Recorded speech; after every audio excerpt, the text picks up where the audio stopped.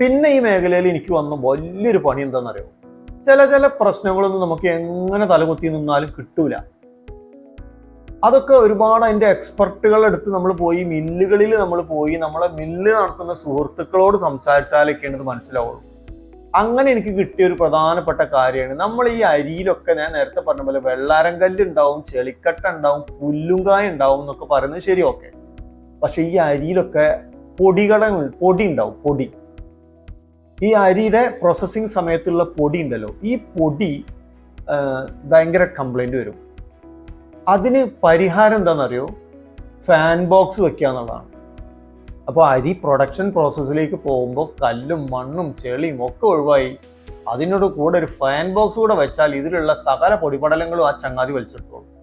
അപ്പോൾ നമുക്ക് ഫുൾ ഗ്യാരണ്ടിയിൽ നമുക്ക് എന്ത് ചെയ്യാൻ പറ്റും, ഈ സാധനം നമ്മളെ കസ്റ്റമർക്ക് കൊടുക്കാൻ പറ്റും.